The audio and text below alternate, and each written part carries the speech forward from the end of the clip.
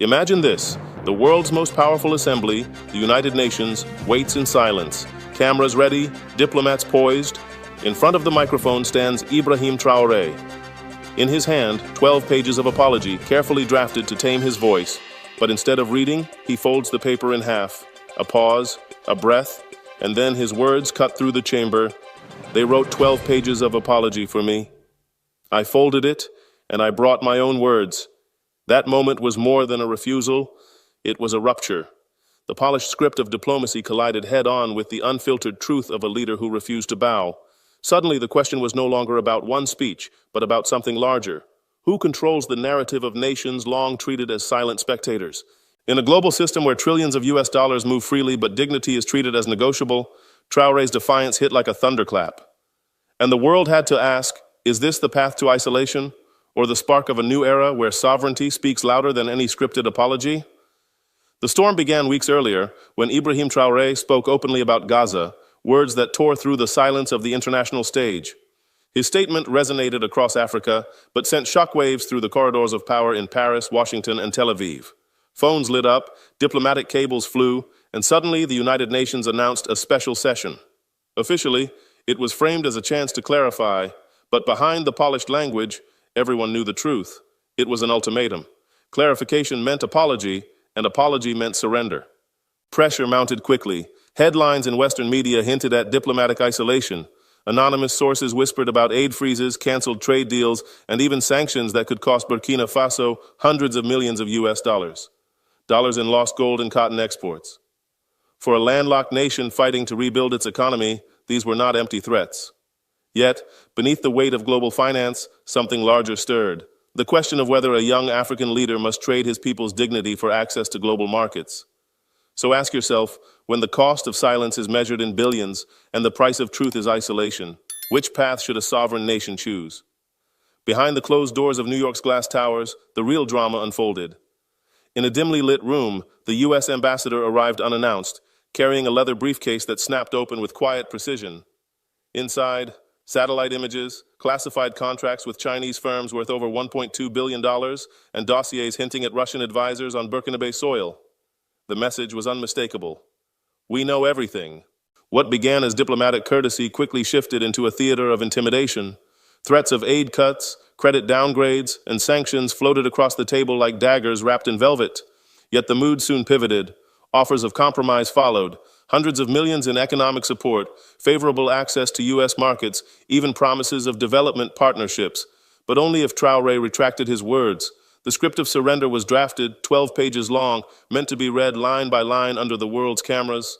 It was more than a speech, it was a test. Would Burkina Faso bend for survival or stand for dignity? The scene captured the essence of a larger struggle, neo-colonial bargaining dressed as diplomacy, financial leverage used as chains, the illusion of choice where sovereignty itself is on the line. So here's the question.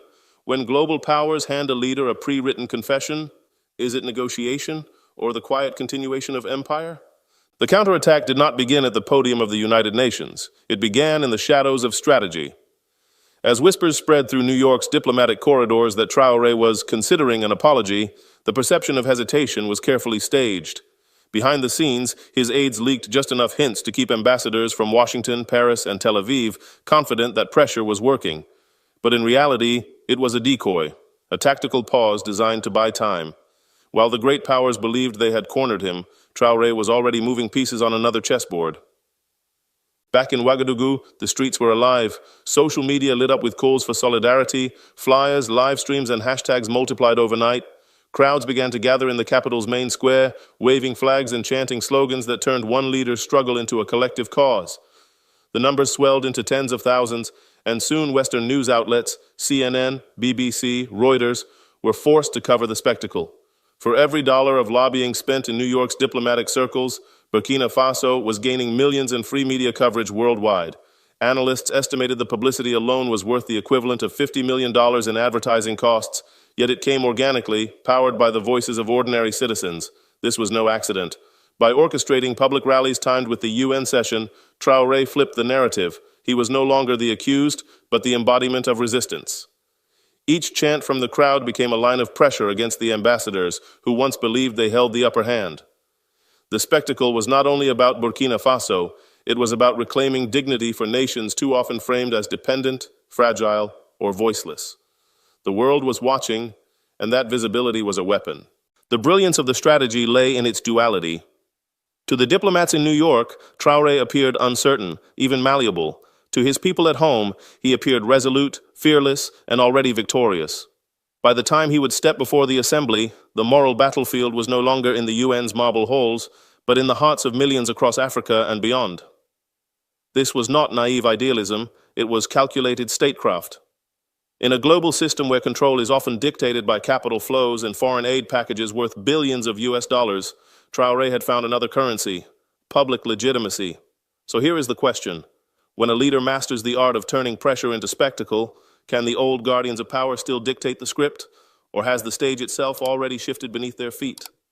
The descent into New York was not just another diplomatic arrival, it was a moment charged with symbolism. As Ibrahim Traoré's plane touched the tarmac, the airport gates became an unexpected stage. Dozens of African migrants, taxi drivers, students, and workers had gathered, waving flags of Burkina Faso and placards reading, "Africa doesn't apologize." Their chants echoed through the terminal, not as noise but as an anthem. For a leader accused of standing alone, here was proof that his fight resonated far beyond the Sahel, and it did not stop there. Outside the United Nations headquarters, a sea of voices surged. African Americans, long linked by history's broken bridges, marched alongside Caribbean activists and pro-justice groups from Harlem to Brooklyn. Their slogans were simple yet searing: dignity is not negotiable. No apology for the truth. News crews from CNN and BBC zoomed in, broadcasting images of solidarity that money could never buy.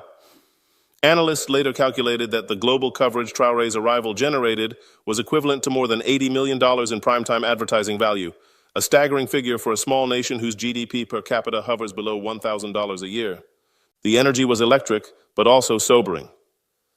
Every step Traoré took from the airport to the black SUVs awaiting him was shadowed by a paradox. On one hand, the diplomatic machine prepared to corner him in a chamber where every word would be scrutinized. On the other, a civilian wave was rising, transforming his case into a global movement. This was no longer about Burkina Faso alone. It was about whether nations of the global south could stand tall without being scripted by others. Inside his convoy, aides reported on the swelling crowds. Social media analytics flashed across their screens. Hashtags linked to his defiance were trending not only in West Africa, but also in Washington, London, and Sao Paulo. Donations to grassroots organizations in Burkina Faso surged by over $2.5 million in 48 hours, fueled by diaspora communities determined to prove that solidarity can be measured in more than slogans. The pressure that once looked like a diplomatic noose was now being repurposed as a megaphone. As Traoré approached the marble steps of the UN building, the stakes crystallized. This was no longer a question of one leader's courage, but of an entire generation's demand for autonomy. The image of a young African president walking toward the assembly while chants of "Africa doesn't apologize" thundered outside captured a paradox that global powers could not ignore. The harder they pushed him into a corner, the more the world began to see him as a symbol of resistance. And so we ask, when a leader lands not to applause from diplomats but to the chants of ordinary people demanding dignity, who truly holds the power? The institutions inside the glass towers, or the citizens gathered outside them? The hall of the United Nations was heavy with expectation. Delegates leaned forward, waiting for Ibrahim Traoré to open the folded script they had prepared for him. But instead, he lifted his eyes, and his first words cut through the silence like a blade. "Tell me, when has the world ever apologized to Africa?" The question lingered in the air, unanswered. Cameras captured the unease, whispers in French, a shuffle of papers from the American desk, a pause that seemed longer than any speech. The reversal was complete. Instead of him apologizing to the assembly itself was being called to account. From there, Traoré built his argument layer by layer. He struck at the heart of double standards. When bombs fall in your wars, you call it defense. When poverty cripples our children, you call it economics. Why should truth spoken from Africa be dressed as an offense? His tone was not anger but clarity, a reminder that the vocabulary of global diplomacy often conceals injustice. Economists in the audience knew the weight of his words. While Western nations funnel trillions of US dollars into their defense budgets, Burkina Faso struggles with an annual health budget of barely $500 million. Numbers like these made his rhetoric more than poetry. They made it evidence. Then came the moment no one expected. Traoré reached into his pocket and unfolded a handwritten note. It was, he explained, from a little girl in Ouagadougou. She had written, "Please tell them we don't want to be poor forever. Please tell them we are not children, we are a people." The chamber, accustomed to rehearsed statements and diplomatic jargon, suddenly faced the raw voice of innocence. For a second, the assembly was not looking at a president. They were hearing a child. And yet, Traoré's final pivot stunned even his supporters. "Yes, I will apologize," he declared. A murmur ran across the hall, but then he finished. "I apologize only for one thing, that until today no one has dared to speak like this before you." The sentence struck like thunder, destined to be replayed in highlight reels and subtitled across social media feeds. When has the world ever apologized to Africa? I apologize only for not speaking sooner. With those lines, he transformed what was meant as humiliation into triumph. The hall was left unsettled, some frozen in silence, some scribbling furiously, others exchanging glances. The script they had handed him was now irrelevant. He had written a new one, in real time, in front of the world. So the question remains, was this the courage of a lone leader, or the awakening of a global movement that refuses to let Africa's dignity be folded into 12 pages of someone else's words? The final words of Traoré's speech seemed to hang in the chamber, sharp yet dignified. Then came the silence, an uneasy, heavy silence. No applause, no polite nods, no diplomatic courtesies. Instead, a quiet tension settled over the assembly. Within moments, the French delegation stood, gathered their papers, and walked out without a word. Their exit was as symbolic as it was calculated, a gesture that said, "We refuse to legitimize this defiance." But silence inside the hall contrasted with a storm outside it. Within minutes, headlines were flashing across digital screens. Traoré turns UN apology into defiance. Who really owes Africa an apology? Social media exploded. Hashtags trending across continents. Diaspora communities in New York, London, and Paris began sharing clips subtitled in multiple languages. Analysts estimated that within 24 hours, the speech generated the equivalent of $120 million in unpaid media coverage, far outstripping the cost of any Western PR campaign.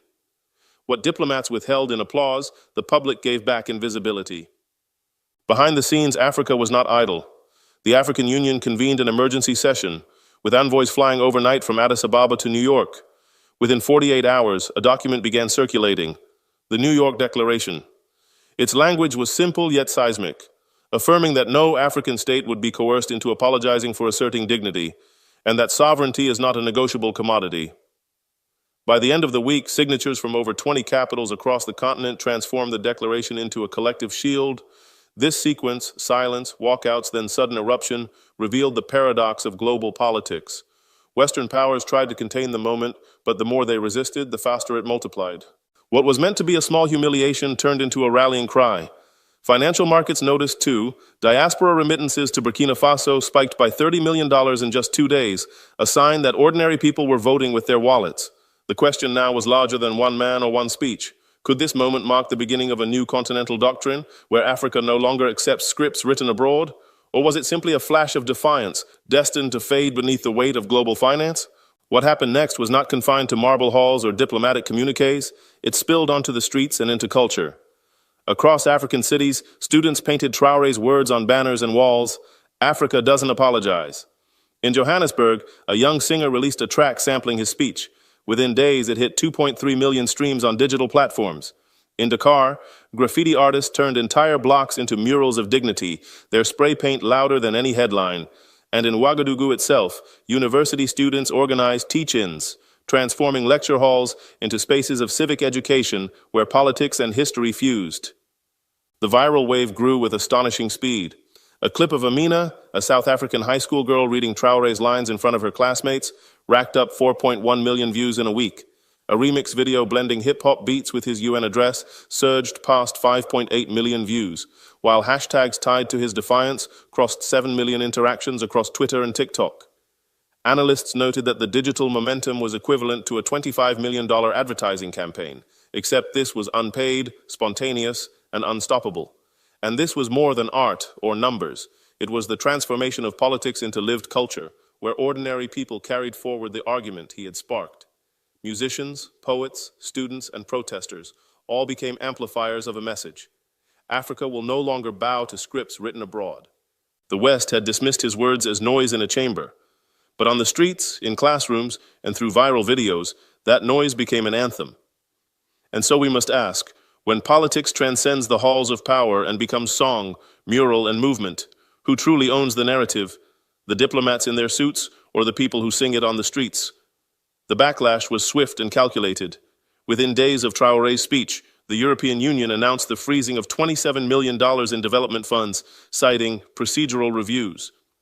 The IMF quietly postponed a debt restructuring session, leaving Burkina Faso exposed to repayment pressures that could swallow nearly 8% of its annual GDP.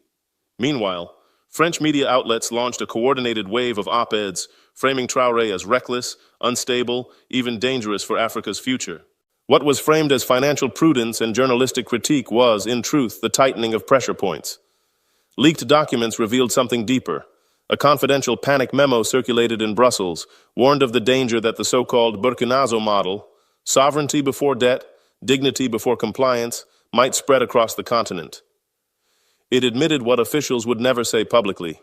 The fear was not Burkina Faso alone, but the precedent it could set for other nations questioning old arrangements. In the language of geopolitics, this was less about one leader's defiance and more about containing contagion. Yet each attempt to isolate only amplified the sense of resistance. For every dollar withheld, solidarity seemed to grow stronger. And so the question remains, can economic freezes and media attacks truly extinguish an idea whose time has come? The ripple effects of Traoré's defiance at the United Nations did not end with applause, silence, or walkouts. They cascaded across Africa, reshaping the very architecture of policy. What had begun as one man refusing to read a 12-page apology turned into a continental shift, a renegotiation of Africa's place in the global order. Take the mining sector, long the backbone of African economies, yet historically siphoned off by foreign corporations. Inspired by Burkina Faso's stand, Tanzania announced a bold move, revisiting contracts with multinational firms and demanding 60% of profits remain within the country. Economists estimated this alone could bring an additional $2.1 billion annually into Dar es Salaam's budget, funds redirected toward infrastructure and education rather than leaving the continent. Zambia followed suit, tying copper exports to new conditional agreements. No more unregulated extraction without commitments to local job creation and technology transfer. In Mogadishu, Somali leaders pushed further, declaring that French troops stationed under counter-terror agreements must begin a phased withdrawal. What outsiders labeled instability, locals framed as sovereignty regained. At home, Burkina Faso translated rhetoric into concrete programs. Within 1 year, domestic grain production surged to meet 95% of national demand, a milestone analysts once dismissed as impossible for a landlocked nation. Investments in irrigation networks, seed banks, and cooperative farms reduced dependence on imported food that previously drained over $300 million annually in foreign currency reserves. Alongside this, a sovereign wealth fund was quietly established, seeded with revenues from gold refiners and projected to accumulate $1.5 billion over the next 5 years, not massive by global standards, but transformative for a nation of 23 million people. The change was not purely economic, it was psychological. Across the Sahel, ordinary citizens coined a new term, the Angui Surge, a shorthand for Afrique n'est pas à genoux, Africa is not on its knees. Markets in Ouagadougou buzzed not just with trade in maize and millet, but with conversations about dignity. Mothers told their children they were living through a second independence. Students debated economics with renewed urgency, linking textbook theories to the reality unfolding in their own villages. When policy becomes lived experience, it ceases to be abstract. These shifts did not escape global attention. Financial analysts in New York and London noted unusual patterns, African stock indices climbing steadily, cross-border trade volumes within the continent spiking by 15% year-on-year, and a surge of diaspora investment remittances topping $40 million in a single quarter. What the IMF called market distortion was in fact Africa experimenting with internal trade before external compliance. Instead of exporting raw minerals at low prices and importing finished goods at a premium, states began linking arms to trade grain for fuel, copper for cement, electricity for medicine. The numbers told a simple story. Billions of US dollars were being saved, redirected, and retained inside Africa. Yet the strategic consequences were as political as they were financial. In Addis Ababa, the African Union convened a series of policy workshops where younger diplomats openly asked, why should we negotiate individually when unity multiplies our bargaining power? In Lagos, think tanks produced models showing that if even 5 West African nations pooled their mineral revenues into a shared stabilization fund, they could insulate themselves from IMF leverage for at least a decade. In Dakar, civil society groups held rallies demanding their governments emulate Burkina Faso's food security programs. Suddenly, the term Burkinazo, once used mockingly in Western editorials, was redefined by Africans themselves as a badge of honor. Still, resistance was not without risk. For every new contract renegotiated, there were whispers of capital flight. For every rise in food self-sufficiency, there were murmurs of sanctions. But here lies the paradox. The more pressure mounted, the more citizens rallied behind their governments. Africans who once viewed politics as distant now saw it as survival. The UN floor had become not just a stage for speeches, but a spark for mobilization. The question now was no longer confined to Burkina Faso. Could this cascade of policy shifts across Tanzania, Zambia, Somalia, and beyond form the foundation of a genuine African renaissance? Or would the counterforces of global finance and geopolitical power eventually suffocate the momentum before it matured? The aftershocks of Traoré's speech did not stop at Africa's borders. They rippled outward, igniting a language of dignity that resonated in unexpected places. In the Caribbean, student unions carried banners declaring "No apologies for our survival," linking their struggle for economic independence to the same defiance shown at the UN. Across the Pacific, leaders of small island states, often pressured into silence over climate negotiations, invoked what they called the Burkina lesson: never let vulnerability be mistaken for weakness. Even in North America, indigenous activists adopted the phrase, "We don't apologize for existing," during rallies demanding land and water rights. The phenomenon was more than symbolic, it was measurable. Viral hashtags tied to the "No Apology" wave crossed 12 million interactions globally in under 2 weeks. Fundraising campaigns connected to Pacific Island climate projects and Caribbean debt relief raised over $18 million, largely from diaspora and grassroots donors. Analysts in Washington quietly admitted that what they feared most was not Burkina Faso's gold or cotton, but the spread of a psychological model, resistance framed as normal, dignity treated as policy. So we ask, when one small nation turns a forced apology into a global anthem, is it still just a speech or the blueprint of a new political consciousness? And so, as the echoes of Traoré's words fade from the marble walls of the United Nations, we are left with more than a headline. We are left with a framework. His refusal to read a 12-page script was not only a moment of defiance, it became a case study in how politics, law, and society intersect when dignity is at stake. 3 lessons emerge clearly. First, dignity must outweigh dependency. No amount of aid or debt relief, whether measured in millions or billions of US dollars, can substitute for the moral authority of a nation that stands on its own terms. Second, communication itself is power. From the folded page to the viral hashtag, the struggle proved that narrative is as valuable as gold reserves or oil contracts. And third, one leader's courage can awaken the crowd. When Traoré spoke, it was not only diplomats who heard him, but students, artists, migrants, and professionals who turned a speech into a movement. This is not simply the story of Burkina Faso, it is a reminder for every nation navigating the crosswinds of globalization. Policies may be drafted in conference rooms, but legitimacy is built in classrooms, marketplaces, and on the streets where people live their daily lives. So we end with a question for you. Do you believe this model, placing dignity above dependency, narrative above silence, and leadership above fear, can succeed in other countries? Share your perspective in the comments below. If you found value in this analysis, save this video, share it with friends, and subscribe for more deep dive explorations into the intersection of politics, history, and education.